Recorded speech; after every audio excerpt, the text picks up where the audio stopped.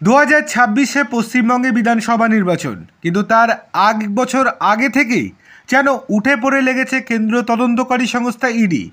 বিভিন্ন বিষয় নিয়ে তারা আবারও ক্রমশ শক্তিশালী অবস্থান দেখাতে শুরু করেছে। রাজ্য জুড়ে ফের অ্যাকশনে ইডি। অভিযোগ, এনআরআই কোটায় ডাক্তারিতে ভর্তি নিয়েও দুর্নীতি হয়েছে। এ নিয়ে ইলেকট্রনিক্স কমপ্লেক্স থানায় অভিযোগ দায়ের হয়। সেই সূত্র ধরেই এই দিন রাজ্যের 6 জায়গায় হানা দেয় ইডি। জানা গিয়েছে, ডাক্তারিতে ভর্তির সময় জাল এনআরআই সার্টিফিকেট ব্যবহার করা হয়েছে। আর সেই সার্টিফিকেটের মাধ্যমে এনআরআই কোটায় ভর্তিও হয়েছেন অনেকে, অথচ তারা এনআরআই নন। এই মর্মে ইলেকট্রনিক্স কমপ্লেক্স থানায় অভিযোগ দায়ের হয়। সূত্রের দাবি, আর.জি. কর মেডিকেল কলেজের দুর্নীতির তদন্ত করতে নেমে এই গরমিলের খোঁজ পান তদন্তকারীরা। এরপরই অভিযোগ দায়ের হয়। এরপর বৃহস্পতিবার অ্যাকশনে নামল ইডি।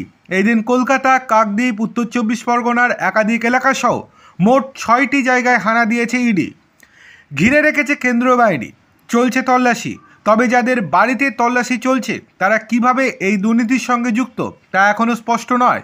উল্লেখ্য, আর.জি. কর মেডিকেল কলেজ হাসপাতালে দুর্নীতির হদিশ মিলতেই তদন্তে নেমেছে ইডি এবং সিবিআই। সন্দীপ ঘোষ ঘনিষ্ঠ একের পর এক ব্যবসায়ীর বাড়িতে হানা দিয়েছেন কেন্দ্রীয় তদন্তকারী সংস্থা।